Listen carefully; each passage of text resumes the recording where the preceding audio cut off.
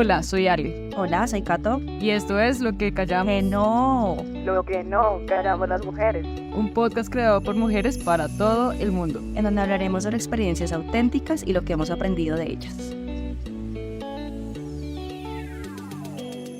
Hola, bienvenidos y bienvenidas a un episodio más de nuestro podcast Lo que no callamos las mujeres. El día de hoy vamos a hablar sobre un tema tremendamente doloroso, pero considero que igual de relevante y urgente. Cada día en el mundo muchas mujeres son asesinadas por el hecho de ser mujeres, eso es un hecho.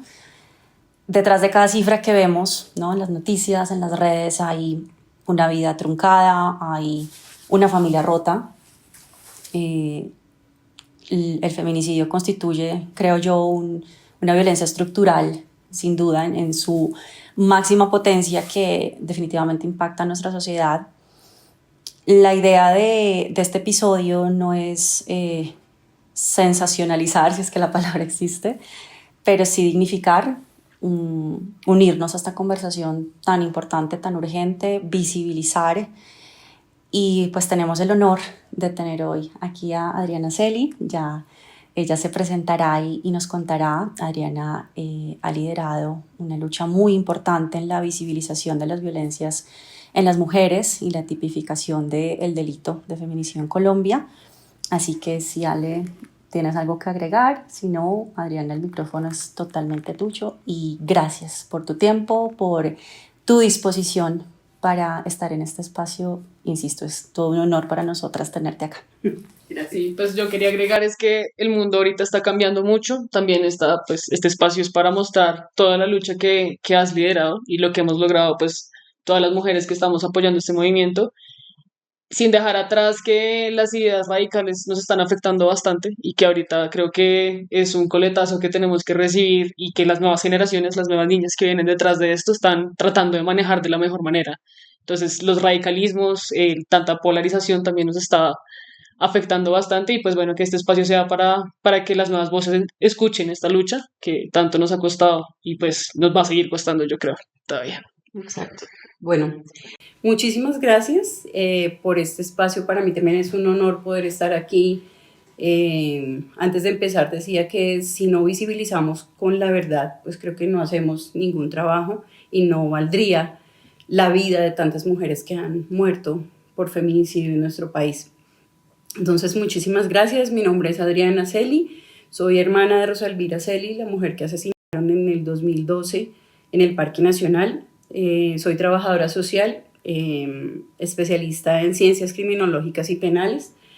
En este momento estoy trabajando con equipos de trata de personas también, y creo que cada una de las labores o los lugares a donde llego, no solamente por quién soy, porque eso creo que no es lo que debería importar, sino el trabajo que cada una logramos dejar en cada lugar. De verdad que independientemente si nos ha pasado algo o no, queremos dejarlo mejor y apoyar, crear esas redes de apoyo para las mujeres. Entonces, en ese sentido, agradezco estos espacios porque esto abre también un portal muy importante para nosotras, las mujeres, y para las que vienen, como tú lo decías, Alejandra.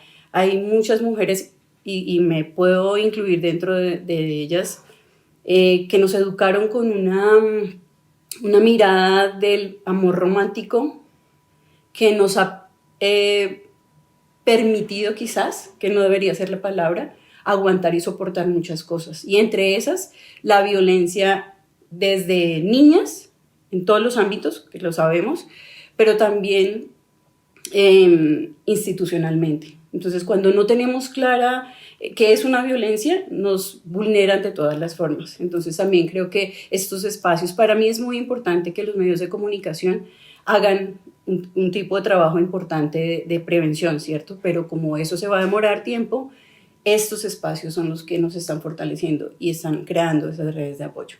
Entonces, muchas gracias por la invitación. Bienvenida. Gracias a ti, qué emoción. Se sintió un fresquito escuchar eso. La verdad, cuando nosotros creamos este podcast, le estábamos contando a Tati un poco, nació principalmente era para que dejáramos de sentir esa culpa de contar las historias que nos da pena, o sea, que no debería darnos pena porque muchas veces no son falencias nuestras, sino que otra Exacto. persona, es lo que permitimos que otra persona nos haga, por decirlo así. Entonces, de cierta manera, visibilizar esa historia y darle como ese otro toque, bueno, esto no era tu culpa, o sea, fue algo que pasó, algo que sucedió, pero pues que tienes las herramientas para corregirlo en un futuro. Y creo que pues a mí personalmente me ha costado mucho hacer todo ese proceso. Yo he sido una persona que he vivido muchas cosas en la vida que me ha costado mucho darme cuenta de muchas cosas. Y en el podcast anterior que hablábamos con Silvana, en especial que ella es psicóloga, nos decía una cosa que era que cuando uno trae a la conciencia algo ya no hay vuelta atrás. Entonces cuando uno trae a la conciencia que esto está pasando y que es una realidad que está pasando y que las violencias existen y son de esta forma, ya no hay una vuelta atrás como de seguir ignorándolo. Entonces Exacto. eso por ese lado me emociona mucho porque esa lucha deja esas señales para que las otras chicas se den cuenta de que si las cosas pasan, es hora de dejar de normalizarlo. Y Exactamente. creo que la sociedad colombiana le pega mucho a esa normalizada en todos los ámbitos, en Todos el los ámbitos. estudio, en la religión, en el trabajo, y pues que aún seguimos siendo muy víctimas de muchas cosas. Pues suena muy feo decir víctimas, pero sí seguimos recibiendo esos coletazos de la realidad, por decirlo De así. la realidad, exacto. Sí. De acuerdo. Sí, Adriana, bueno, aquí un poco también es conocerte, entender tu historia y todo el contexto que te llevó justamente a liderar esta lucha. Así que si pudieras contarnos un poco. Claro que sí. Bueno, todo esto inicia con realmente con la muerte de mi hermana. Digamos que en un comienzo el ataque, la tortura, la violación, el empalamiento que es generado por estos monstruos, podría decirse, en el Parque Nacional, digamos que conectándolo con lo que acabamos de hablar, era como, no hablemos de eso, ¿no? Como que manejémoslo entre la familia. Es demasiado para una familia entender esto, pero va a salir adelante ella, entre comillas. Esto pasa el 24 de mayo del 2012 y fueron unos momentos muy duros, pero muy cruciales para tomar decisiones también.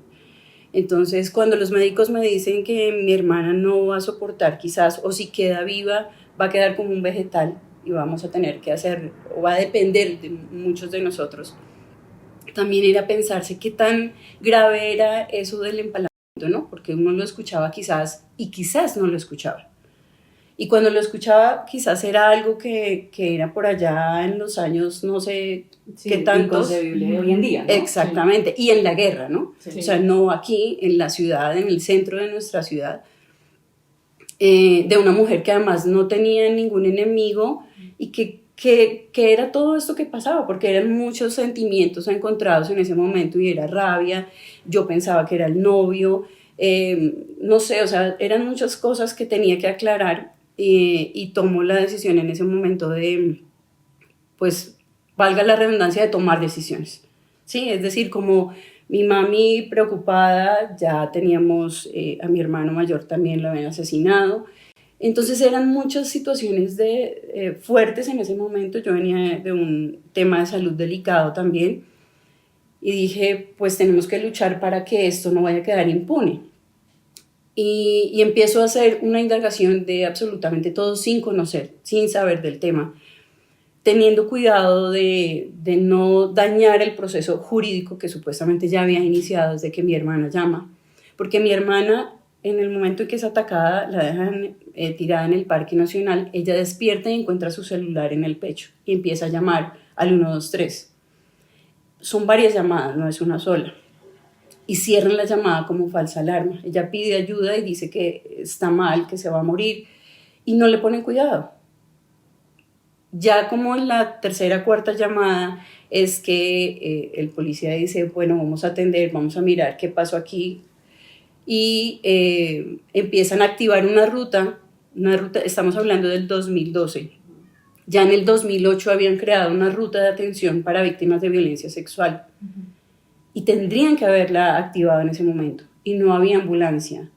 La policía y los bomberos, fueron los que la hallaron en ese momento, se demoraron de 3 a 4 horas en ubicarla, que porque ella no daba como indicios de dónde estaba, cuando ella dice claramente estoy en el Parque Nacional, bueno, tal.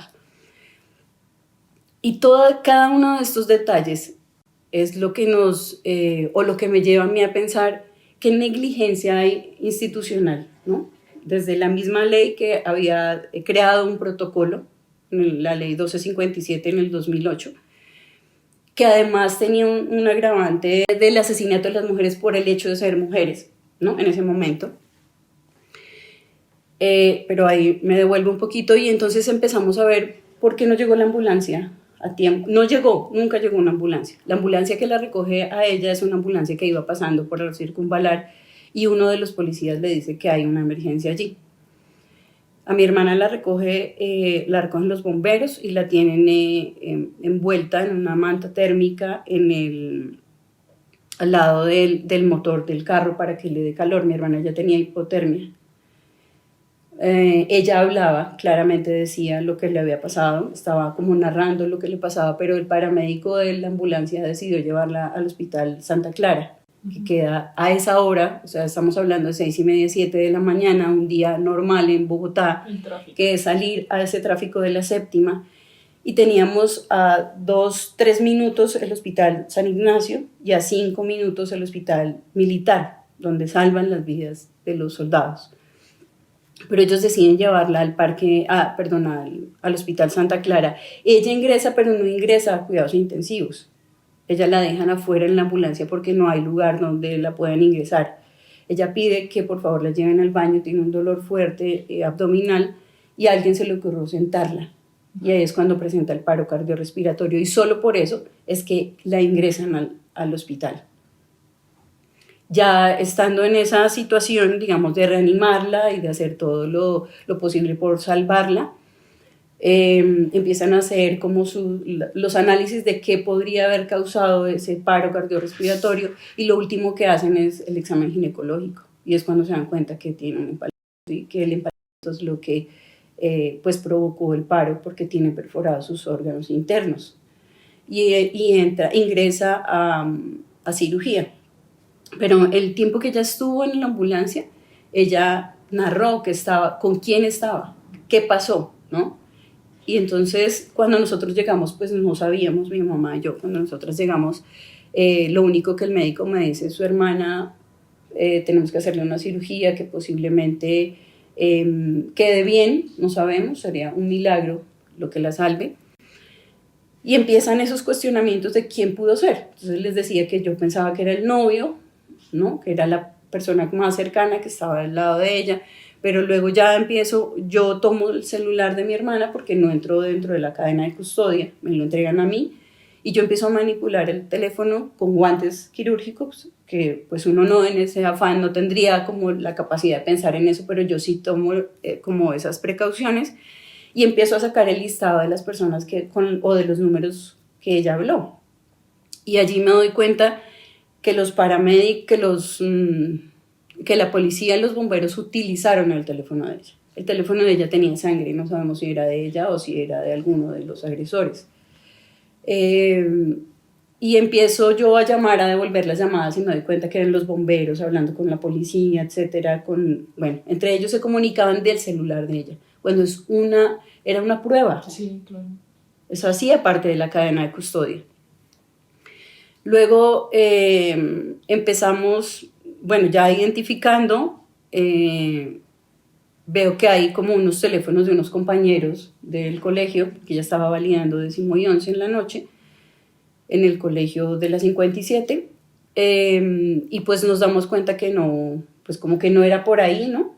Esperaba, y en algún momento entró una llamada, yo contesté, y me decían como que estaban preocupados por ella, que habían quedado a entregar un trabajo, que no había llegado, y a mí lo único que se me ocurrió decir fue, ella no está, se fue de la ciudad y en este momento no está, tienen que esperarla. Y yo tratando de como buscar información a ver quiénes eran. Luego se comunica el novio de ella y me dice, no, pues yo no tengo ni idea, yo no estoy en Bogotá, ¿qué pasó? Entonces un poco ya empiezo a descifrar la situación, que no era por ese lado.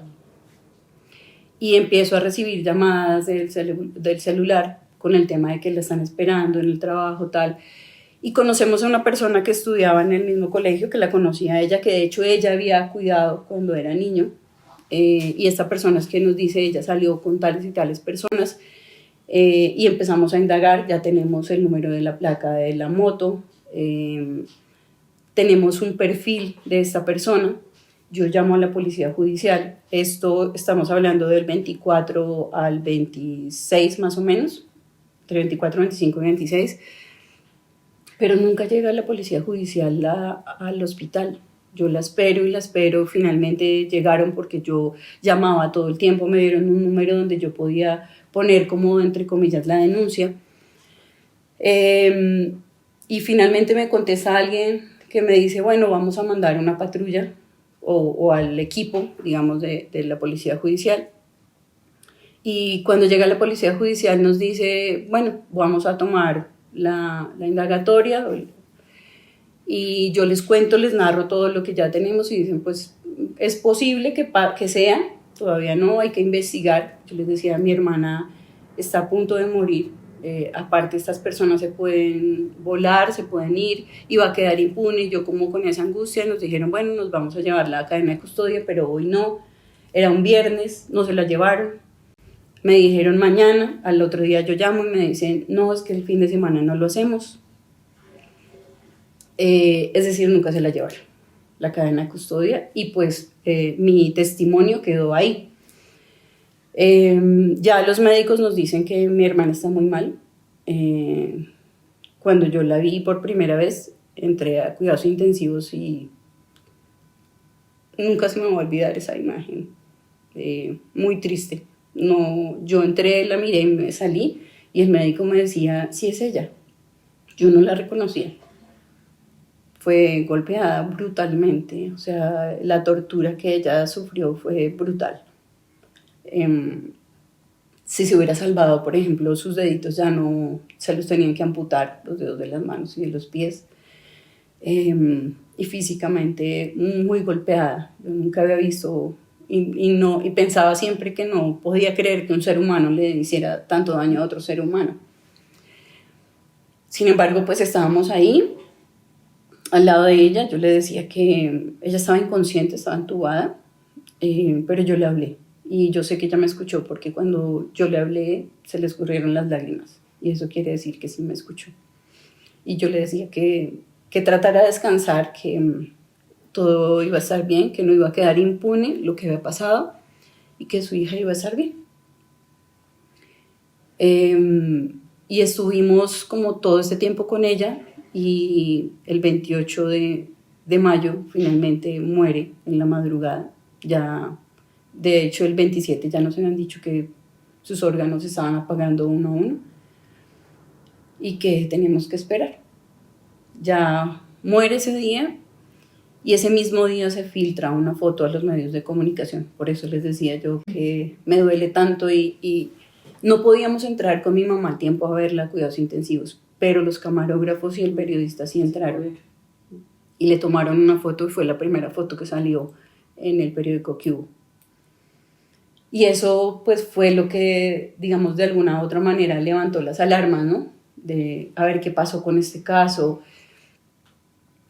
Pero empiezan muchísimas más situaciones complejas en ese momento. Entonces ahí sí llega la policía judicial, ahí sí se querían llevar la cadena de custodia, no había nevera en el hospital para llevarse la cadena de custodia, tenían que llevarse a mi hermana también al mismo tiempo. Mi hermana muere en la madrugada del 28.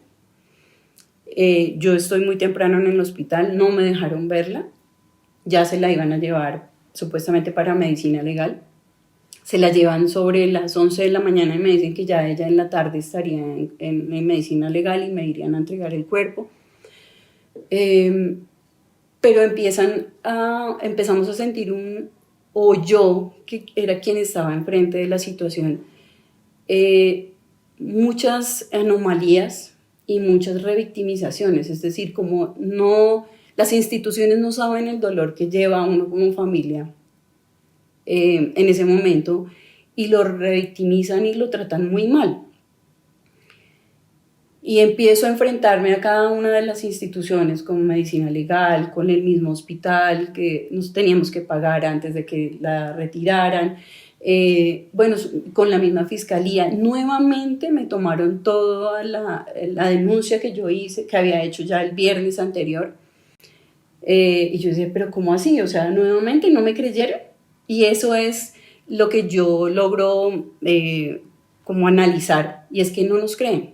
A mi hermana no le creyeron cuando llamó, y a mí no me creyeron cuando les dije. Finalmente, todo ese día llamando a medicina legal, aparte de eso mi mamá no sabía, entonces yo tenía que buscar un médico que estuviera en el momento en que yo fuera a decirle, porque como ya había pasado lo de mi hermano, yo dije, no, mi mamá no va a aguantar esto, y yo la vi tan mal con lo de mi hermano que dije, no va a aguantar. Entonces la niña, cómo contarle a la niña, buscar una psicóloga. Yo creo que todas esas situaciones, no sé de dónde saqué la fuerza y como la claridad de qué tenía que hacer en ese momento, buscar también y ubicar quién me podía ayudar con el tema funerario, porque son cosas que uno no lo tiene claro.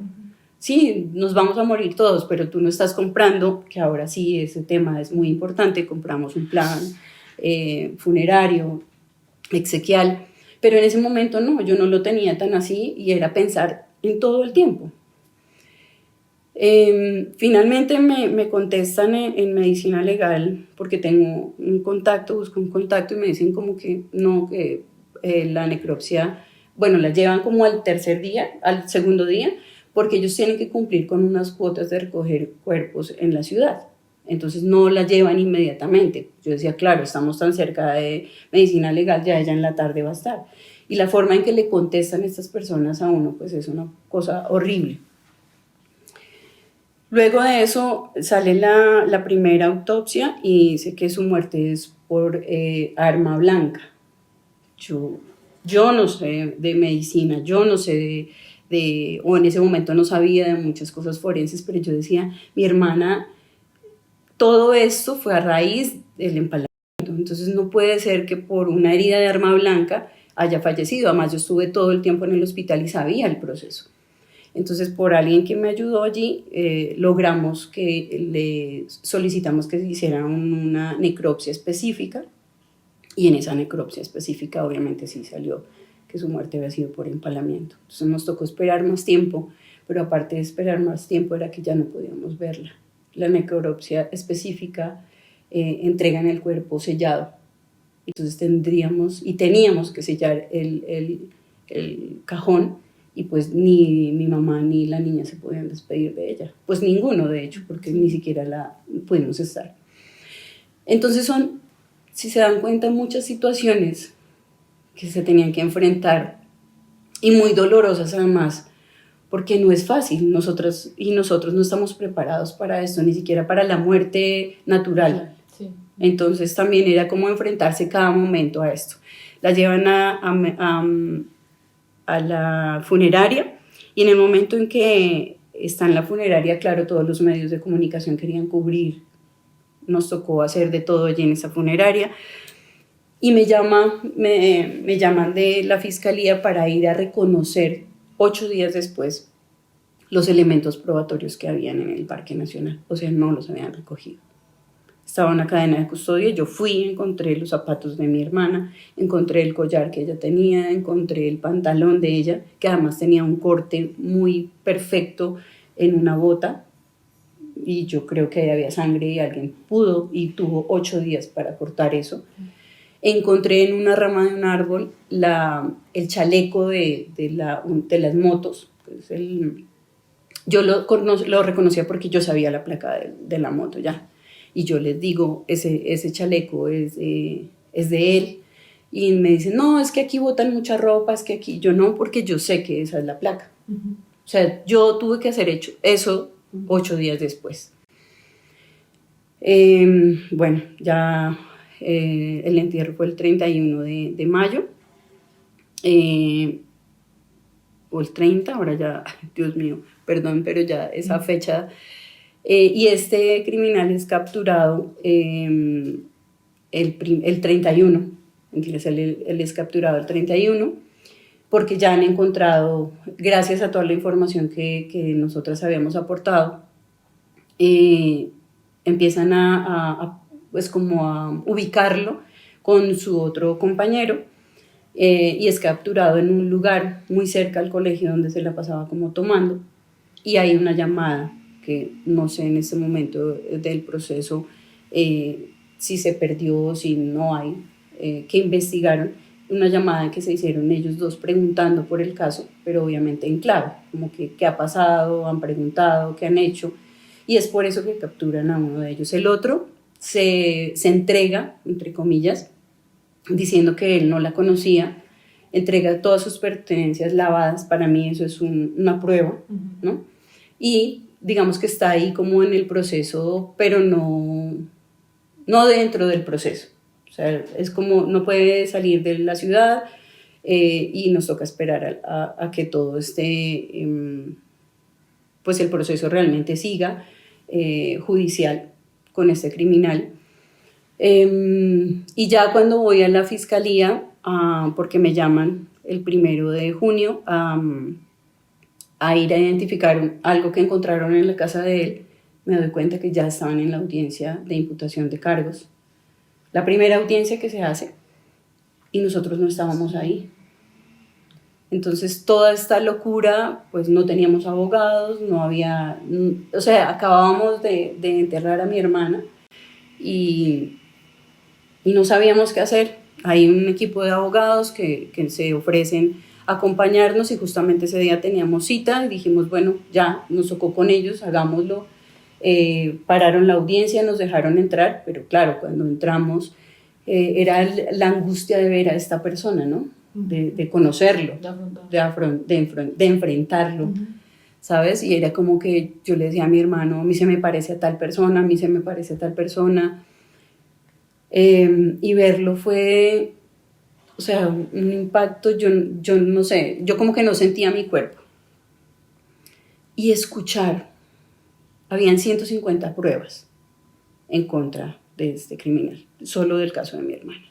Pero además escuchar que había abusado de una de sus hijas, que había matado a una mujer en el 2002 y que todos esos procesos estaban vigentes en ese momento. Díganme si eso no es injusticia, impunidad. Sí, qué impotencia. Y yo decía, ¿ahora qué va a pasar? ¿No? Pues si esto ha pasado con estas otras mujeres, ¿qué vamos a hacer? Exactamente. Y yo no quería eso. Nos cambian de lugares, inclusive yo puedo verlo como la distancia en que estamos nosotras dos. Y yo miraba, yo quería ver algún signo de lucha. De lucha, sí, de mostrar que mi hermana, pues obviamente que ella tuvo que defenderse de alguna manera. Pero yo no le veía nada, él lo tenían pues, con un chaleco y súper protegido. Pero es una persona alcohólica porque el color de sus labios, o sea, yo le analicé, yo a veces ni escuchaba lo que estaban hablando, sino yo analizaba al tipo, se reía. La juez, la fiscal le llamaba la atención. Y eso es duro, o sea, enfrentar esas situaciones son, o sea, vuelvo y digo, no estamos preparadas para nada de esto.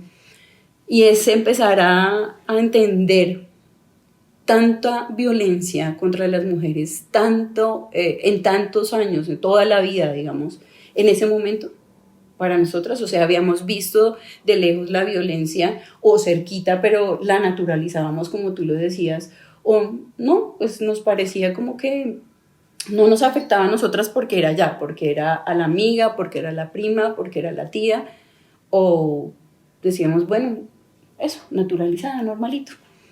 Y es darnos cuenta de eso, pucha, era pensar qué vamos a hacer. Ese día fue una audiencia de todo un día y al otro día habían convocado una marcha. A mí me habían llamado organizaciones de mujeres y yo dije, bueno, voy a ir. Llegamos al parque, yo no lo creía. La cantidad de gente que yo creo que ustedes han visto, esa marcha fue, o sea, monumental. Yo decía, tanta gente, pero además familias enteras también con la pancarta, la foto de la suya, que no la encontraban, que la habían secuestrado, que la desaparecieron, que necesitaban justicia también y que se acercaban a nosotros también como en ese tema de sororidad, o como estamos con ustedes también y sabemos cuál es el dolor que sienten. Nos encontramos en el Parque Nacional y para mí fue, pues digamos que sentir que no estábamos solas, que habían otras familias que estaban sufriendo lo mismo y que no nos podíamos quedar calladas. Y les estaba contando que yo unos días antes le había dicho a mi mami que yo no quería, que yo quería denunciar, porque ella me decía, no haga nada, no diga nada, no sabemos ante quién nos estamos enfrentando. Claro, entonces yo le decía, es que no quiero que a usted le pase algo, o que a la niña, o a que a mí me pase, sin hacer nada. O sea, yo no me voy a quedar callada, y no lo voy a hacer. Entonces también ahí confirmé que habían otras que me podían apoyar y que yo me podía apoyar de otras. Y tomé la decisión de seguir el proceso. Empecé yo sola, o sea, eso fueron 6 meses de audiencias del proceso penal con este criminal, que desafortunadamente ese 3 de junio se venció el primer feminicidio que él cometió. Se vencieron los términos, no pasó nada. Él solamente pagó un tiempo en una clínica psiquiátrica porque decían que era como un problema mental, pero un juez de garantías lo que dijo fue que él era alcohólico y que cuando tomaba perdía como la noción de todo, pero que él podía recuperarse en Alcohólicos Anónimos. Entonces le dieron salida ese mismo día que sale a sus hijos e hijas, y ya habían denuncias también de su compañera había unos denuncios en comisaría porque había tratado de estrangularla también a ella. Entonces habían procesos.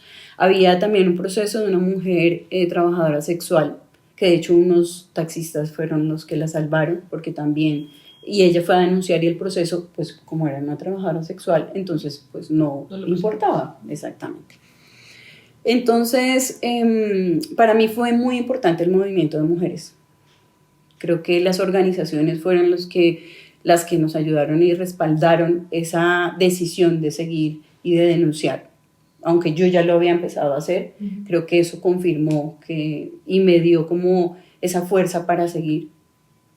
Y empiezo yo a ser parte de a prepararme de alguna manera, de ser parte de foros, como que yo decidí formarme dentro de mis posibilidades y ser parte de esas organizaciones. Y empiezo a asistir a muchos foros y a muchos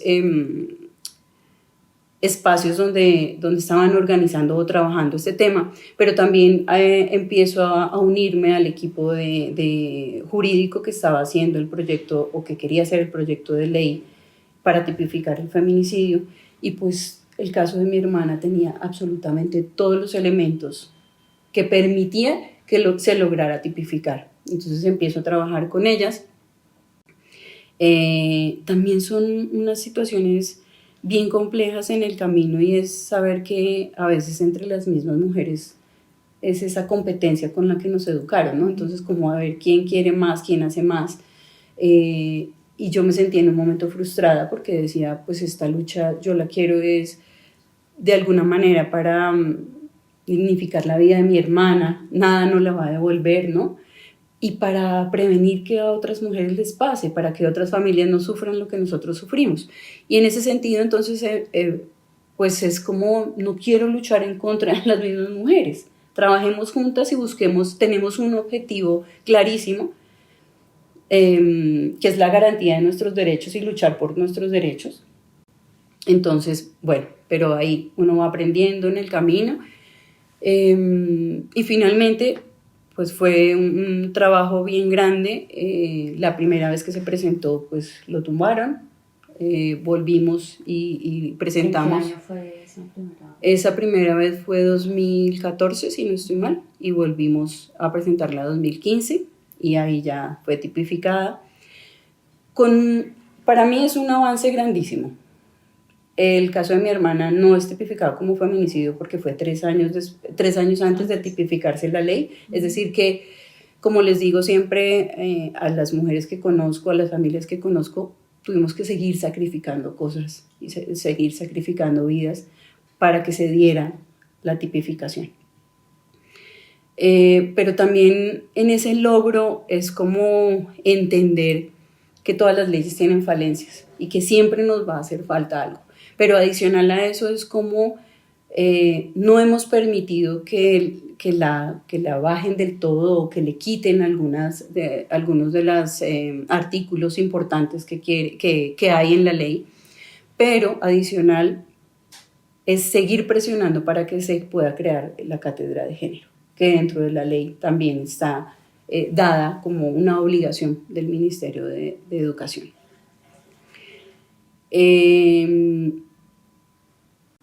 Siento que pues cada quien lleva su dolor, cada quien tiene una situación difícil o miles de situaciones, como les conté solo en el caso de mi hermana, pero creo que acompañadas las llevamos mejor. Es más fácil. Estas redes de apoyo que realmente tenemos, nuestra familia, la más cercana, nuestras amigas o las organizaciones que existen y que se han creado a raíz de estas visibilizaciones, pues siento que son las que primero replican y segundo nos pueden seguir acompañando y visibilizando más del tema. O sea, hasta ahí. Yo tengo una pregunta y es, pues vamos a como a volver a lo muy básico porque me la han hecho personalmente y generalmente me la han hecho hombres que no saben la diferencia entre un feminicidio y un homicidio. Bueno, entonces las características específicas entre un feminicidio y un homicidio son en la parte de la tortura, digamos que es como el poder que ejercen frente a los cuerpos de las mujeres, en este caso el empalamiento, por ejemplo. Yo creo que no han escuchado el tema del empalamiento en hombres, e inclusive hablando de la guerra, tampoco es muy sonado. Pero sí, las características específicas es que sea una persona conocida o cercana a ella, que haya tenido o no una relación sentimental, ¿no? Que tenga antecedentes de ciclos de violencia, pero específicamente son esas características del poder que ejercen sobre el cuerpo de las mujeres y el mensaje que le dejan a la sociedad. Miren, esto es lo que hacemos con las mujeres por ser mujeres. Cómo dominan su cuerpo, cómo lo denigran, ¿no? Y esa es la diferencia. No es un tiro, no es la sevicia con la que hacen o ejercen la violencia contra las mujeres. Y eso tiene, porque antes ese juzgaba como era intenso dolor, era el que se cometía. Eso lo manejaban más los medios de comunicación, como de ira e intenso dolor. Claro, jurídicamente también, pero por eso fue creada en la 1257 estaba ese agravante del asesinato a las mujeres por el hecho de ser mujeres, y ya era más específico con algunas características, pero la tipificación ya lo aclara un poco más y ya lo visibiliza de otra forma, realmente como es. Dentro de todo lo que nos has contado, pues nos permitiste transitar durante todas esas instancias que tuviste que recorrer y evidentemente los vacíos, no solo legales, sino humanos, son totalmente evidentes. ¿Consideras que ha mejorado algo? ¿Sigue existiendo los mismos vacíos? ¿Hay un avance? ¿Estamos igual? ¿Hay un retroceso? Mira, yo a veces escucho tantos casos aterradores que digo, estamos retrocediendo. Me da mucha tristeza. Pero también digo que afortunadamente el levantar la voz permite que otras se organicen desde otros lugares y que sigamos visibilizando, y que hoy hablemos de feminicidio para nosotras es un avance, y que hablemos de las violencias contra las mujeres es un avance, y que nos estemos preocupando no solamente las mujeres, porque también hay hombres que están en esta lucha. Creo que eso también es importante y es un avance. Tristemente y estructuralmente el Estado está mal, muy mal, en términos no solamente de los funcionarios, sino de la formación de los funcionarios. Entonces yo estuve el viernes pasado en una audiencia de feminicidio, precisamente haciéndole seguimiento a esto que pasa. Y claro, podemos tener por parte de todas las instituciones muchos formatos llenos de todas las sensibilizaciones, podríamos decir, o formación que se hace, pero eso no nos garantiza que el chip que tenemos aquí se cambie. ¿Y eso cómo se hace? Con la educación. y desde la educación, desde nuestros niños y nuestras niñas, hay que cambiarla de alguna manera.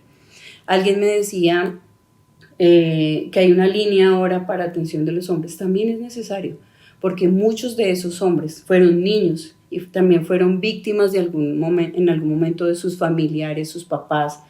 No hablo en el término de abuso, porque no solamente el abuso sexual genera eso, porque puedes ser víctima o victimario, pero sí el ciclo de violencias que vivieron sus mamás, pues los llevaron a replicar, a normalizar la violencia, y es la forma, que era lo que yo decía, a romantizar ese amor. Entonces yo te quiero, yo te celo, ¿no? Yo te quiero, yo te controlo. Entonces creo que desde ahí, desde la educación es donde se debe cambiar, y hay que seguir insistiendo. Entonces para mí, digamos que estamos como en una balanza, ¿no? Todos los días, claro, matan a una mujer en estas condiciones tan deprimentes, tan terribles, pero también del otro lado hay más mujeres que se están organizando, que se están pensando cómo prevenir la violencia. Ustedes, por ejemplo, esto hace parte de esa violencia, eso hace parte de ese cambio a esas violencias, ¿no?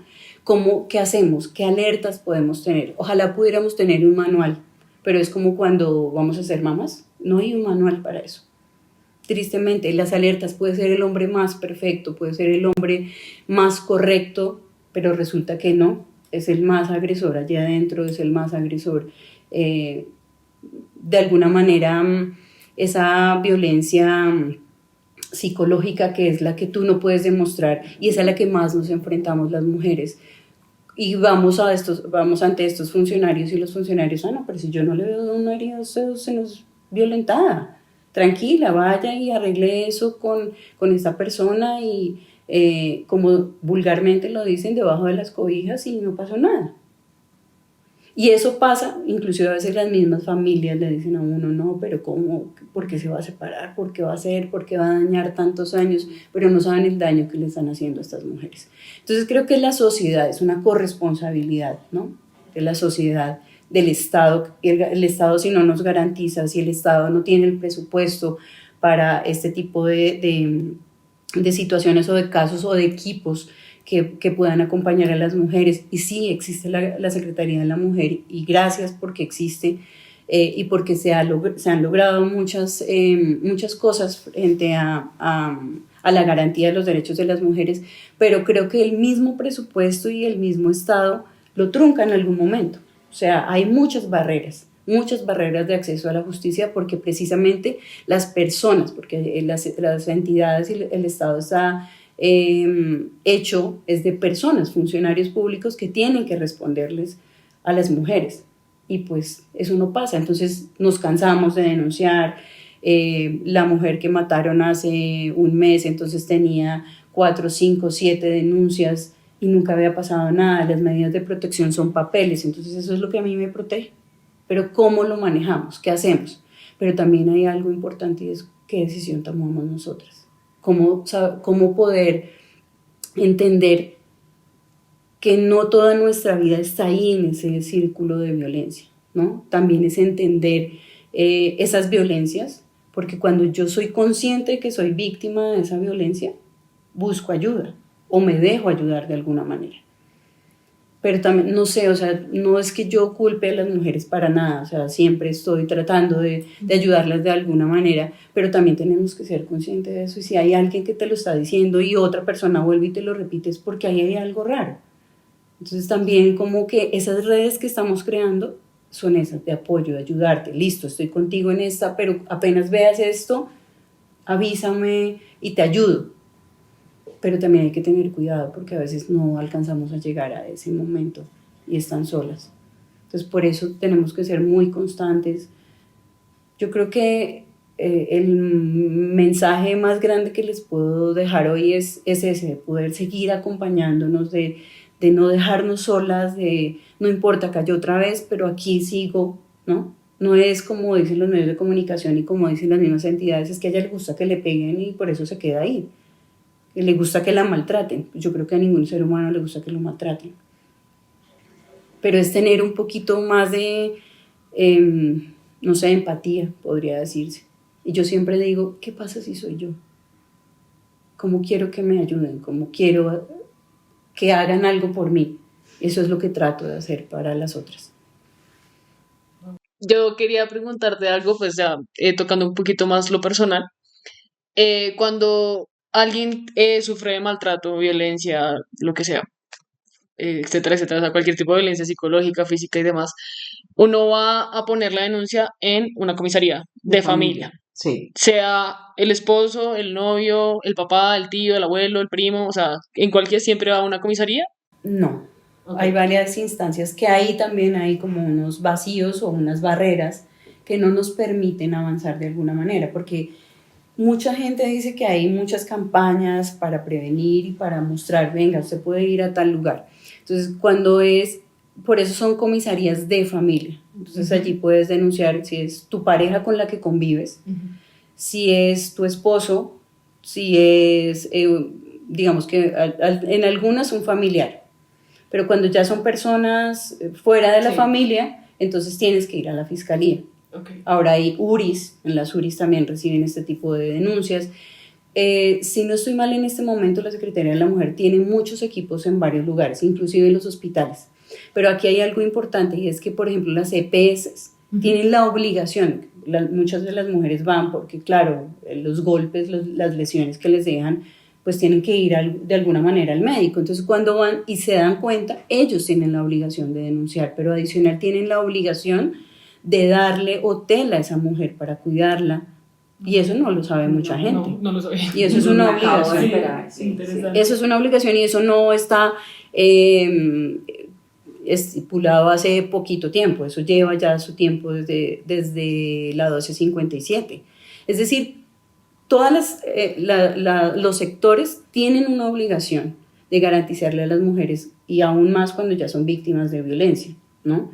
Entonces tú puedes ir a denunciar y decir, bueno, tal persona fue quien me agredió. Inclusive, cuando la mujer está, entre comillas, podemos decir, pero sí secuestrada en la casa, puede llamar y puede hacer la denuncia por vía telefónica. Hay unas comisarías que son telefónicas y que tú puedes hacer la denuncia desde allí.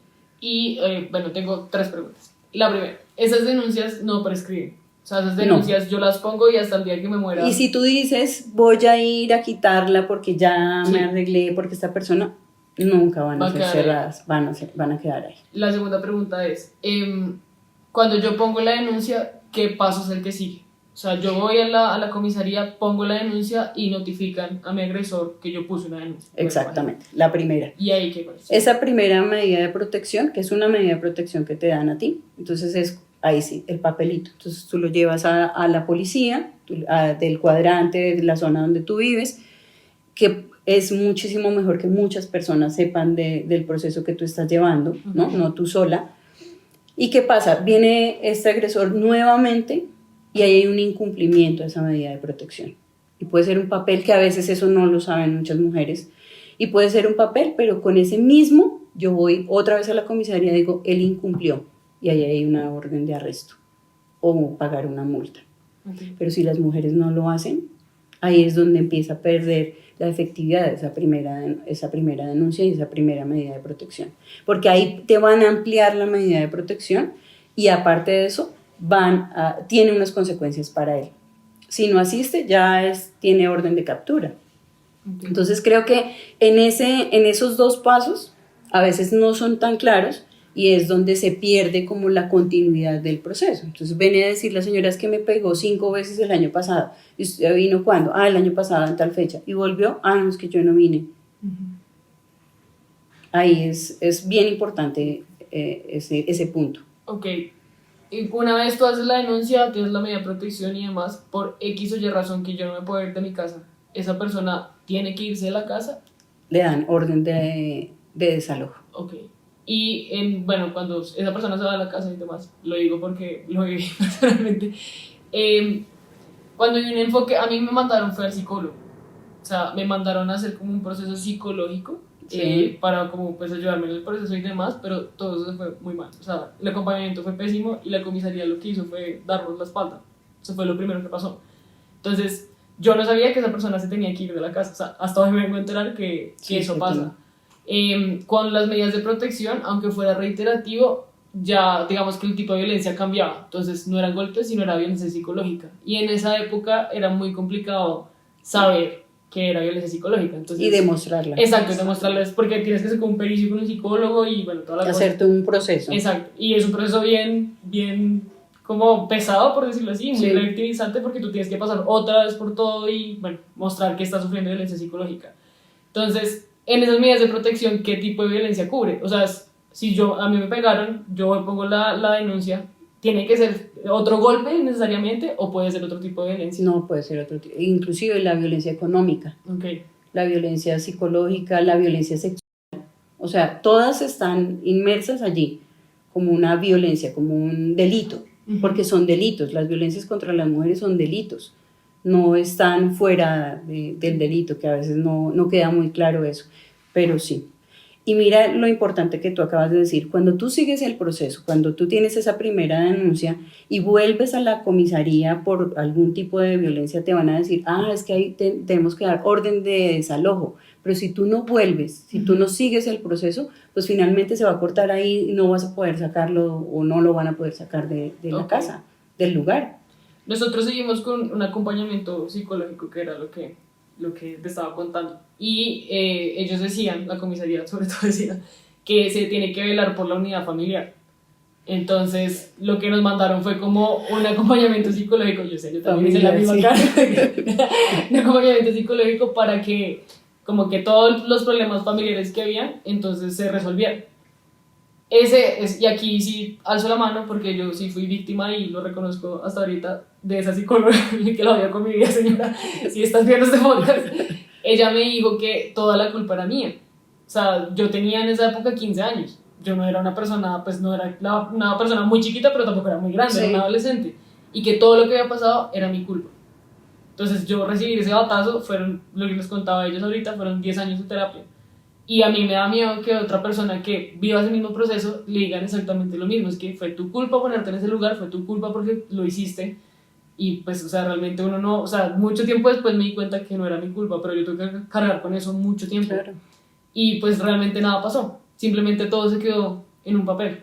Entonces, en eso el Estado que dices que falla y falla, ¿cómo hacer para que ese proceso? Porque, bueno, yo voy y vuelvo y que la medida de protección, que la orden de desalojo, pero si a mí me mandan automáticamente un proceso psicológico, hay que, o sea... Bueno, creo que en este momento ha cambiado mucho. Sí. Ha cambiado mucho, afortunadamente. Y ahora el proceso de acompañamiento psicosocial es para ti, o sea, para la víctima. Y obviamente, y puedo asegurarte que dentro del equipo que yo estaba, jamás una psicóloga va a decir que es tu culpa. O sea, no. Sí. Y ahí es donde están las falencias, donde está el presupuesto para formar a estas psicólogas con enfoque de género, ¿no? Y también pensarse en que cada una de las instituciones tiene que tener esas especialistas, porque realmente no se puede trabajar con personas que llevan 30, 40 años en unas entidades con unas ideales, con una forma de ver que no son éticas aparte de todo, ¿no? Entonces, soy muy católica, yo soy católica, pero soy, como tú decías al comienzo, todo tan, se me fue la palabra, radical, sí, que raya en lo humano, realmente daña al humano y finalmente no garantiza. Si yo tengo la camiseta de una institución, yo no estoy garantizando absolutamente nada cuando tomo o pienso como si fuera yo, sí. ¿sí? Y eso es lo que tenemos que cambiar, desaprender y exigirle al Estado que cambie, ¿no? Nadie está diciendo que echen a estas personas, pero sí hay algo importante y eso lo nombré el viernes pasado y es ¿por qué no se puede sancionar a una persona de estas? ¿Por qué no se puede de alguna manera sacar de ese equipo, mándenlo a otro lugar, pero sí sancionarlo porque está dañando y está abriendo la puerta para que a esta mujer la asesinen o tenga otros problemas más graves? Uh-huh. Entonces creo que ahí es cuando yo hablo de la corresponsabilidad es eso, de que nosotros también visibilicemos qué está pasando. Yo les digo a las mujeres cuando van a poner denuncia, anoten el nombre de la persona que le atendió, desde el guarda hasta la comisaria, porque es muy importante saber quién me dijo qué cosas. Mira la psicóloga lo que hizo contigo. Sí. Sí.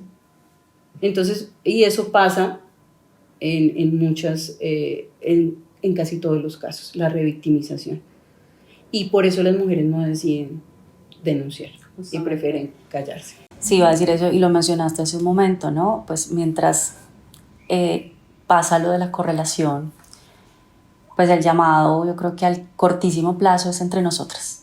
Tú lo mencionabas muy bien, toda esta información que nos has dado hoy, que para mí personalmente era absolutamente desconocida, más que todo, y me llevo esto de todo lo que nos dijiste, es porque vemos quizá la violencia desde un punto de vista muy lejano. Aunque tengamos casos cercanos, si no te toca a ti o a alguien muy cercano, es como que está ahí, pero no termina de ser contigo. Entonces no me informo, porque pues si no me ha tocado, ¿para qué? También siento que ojalá se habilitaran más canales en los que pudiésemos difundir esa información, que sean claras estas rutas, ¿no? Porque hay mucha información, pero quizá muy dispersa, y cuando te llega el momento que aparte estás vulnerable, que no todas tenemos esa fortaleza que tú tuviste en el momento, no sabemos qué hacer y cómo actuar, y ahí se puede perder pues el proceso y algo muy importante, y puede desencadenar algo mucho más grave. Así que importante, y el llamado es a eso, a no callar, a informarnos, a estar pendiente de nuestro entorno, de nuestras amigas, de nuestras familiares, y alzar la voz y seguirnos apoyando y conteniéndonos entre nosotras mientras todo lo demás termina de pasar. Exactamente, porque tristemente nos toca eso, sentir el dolor, pero afrontar y mirar que a otra no le pase. Yo no quiero que otra sufra. Y ahí está el sentido, hasta el sentido común, que a mí alguien me decía que porque yo había hecho eso, pues por puro sentido común, y era mi hermana. O sea, yo cómo me iba a quedar callada, y también pensar en que en algún momento esta persona quisiera hacer lo mismo contra mi sobrina o contra mi mamá, porque nos hemos dado cuenta que son muchas adultas mayores también. Sí. Entonces, cuando yo empiezo a trabajar en la Secretaría de la Mujer, me doy cuenta que las mujeres que más denunciaban eran las adultas mayores. Wow. 40 años de violencia, calladas, aguantándose a un tipo maltratador, violador, porque lo que yo les digo, yo es la primera vez que escuché, yo dije, pero ¿cómo las veo? Claro, es una violencia sexual, porque si ellas no quieren, si nosotras no queremos, es una violencia sexual. Entonces, empezar a darnos cuenta de todo esto es un avance porque por lo menos ya sabemos qué es una violencia. Ya entendemos cómo más o menos es el proceder de las instituciones. Y yo les digo algo mucho a las mujeres, y es, nosotras no nos tenemos que saber las leyes al derecho y al revés. Con 2 o 3 cositas que usted sepa y exija. A mí no me pueden enfrentar al agresor cuando yo voy a una comisaría de familia. A mí en las audiencias no me pueden confrontar con ese agresor, porque yo tengo todo el derecho, yo soy la víctima. Y eso no lo saben muchas mujeres. No. Y no los tienen por qué sentar en la misma oficina, en el mismo lugar, no. Son cosas pequeñitas que todas deberíamos saber. Cuando acompañamos a una amiga, que a veces decimos, pero ¿cómo hacer? ¿Qué hago yo aquí en el estar? Ya tú le das fuerza a esa persona. Y perdón. Ay, no. Sí. No. Perdón. Editamos ahí. Sí. El espacio es para eso. Sí, exactamente. Y es que es lo que yo les decía al comienzo, es que si no decimos cómo es lo que pasa, pues no va a pasar, no va a cambiar, ¿saben? Sí. Porque las otras van a decir, no, pero es que lo que le pasó a ella no es ni la más mínima parte de lo que me está pasando a mí. Y yo puedo decir que yo he visto las cosas más fuertes, pero cada vez que pasa una violencia contra una mujer, digo, o sea, hay más elementos, hay más cosas fuertes que estos agresores hacen, y más quieren dañarnos de alguna manera, y más es ese mensaje a nosotras y a la sociedad, ¿no? Yo siempre he dicho que si no fuera por todas las mujeres que están a mi alrededor, creo que esto no hubiera sido posible, realmente. Yo no sé qué hice, se los juro que yo en esos días, y sobre todo en esos primeros 10 días, no sé, como que mi cuerpo no lo sentía. Yo estaba muy mal, yo llevaba 1 año sin poder salir a la calle. y en esos días como que se bloqueó mi cuerpo y ya, como por instinto, diría yo, o sentido común, hice todo, pero creo que era lo que tenía que hacer y no me arrepiento de absolutamente nada y lo volvería a hacer. Y te lo agradecemos, y seguro muchas mujeres, no solo en Colombia, sino en el mundo, que te han visto, que te escuchan y que escuchan este espacio que arrancó chiquito como algo muy entre Aleja y yo, pero y se me corta la voz. Lo que queremos es crear esa red y por eso se llama Lo que no callamos las mujeres, porque estamos cansadas de callar. No más quedarnos calladas, no más vergüenza, no más culpas, y qué bueno saber que existen mujeres como tú que están ahí para liderar, para luchar, para, a lo mejor si has tenido momentos de cansancio, pero para no desfallecer y continuar, y es muy valioso eso y que se replique y se multiplique en todo el mundo. Esperamos eso y te agradecemos infinitamente todo lo que haces y haber estado acá con nosotras, de verdad, mil gracias, y a tu disposición para lo que quieras en esa lucha que lideras. Tienes aquí 2 mujeres más, creo que muy dispuestas a lo que necesites, a difundir tu mensaje, a acompañarte en marchas, qué sé yo, lo que sea. Estamos acá, y el espacio también, acá un llamado a nuestras oyentes de nuevo. Este es un espacio que consideramos seguro, que queremos que sea un mecanismo justamente para levantar la voz. Aleja y yo siempre las invitamos a escríbanos, quieren contar una historia aquí o por interno, lo que sea, aquí estamos, ¿ok? Y me gustaría que hicieras, que invitaras a aquellas personas que les cuesta todavía enfrentar esta situación. O sea, no sé, un mensaje como de motivación, de el empujoncito final, de si llegan a encontrar este podcast, un clip, el video, lo que sea, que les salga el algoritmo por alguna razón, que tome la iniciativa de querer cambiar su historia. Bueno, primero muchísimas gracias de verdad por este espacio que para mí también se ha convertido en espacios sanadores, de aprendizaje, de seguir luchando, de seguir construyendo con otras, de seguir avanzando de alguna manera.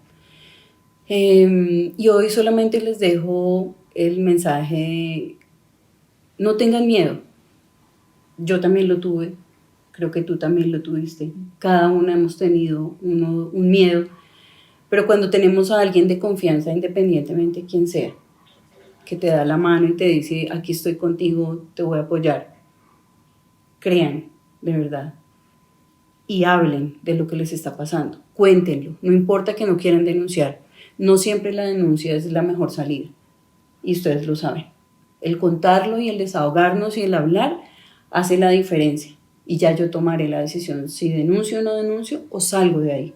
Creo que eso es lo más importante, pero en serio, confíen en ustedes, mírense a un espejo, valen muchísimo para quedarse en esos círculos y ciclos de violencia.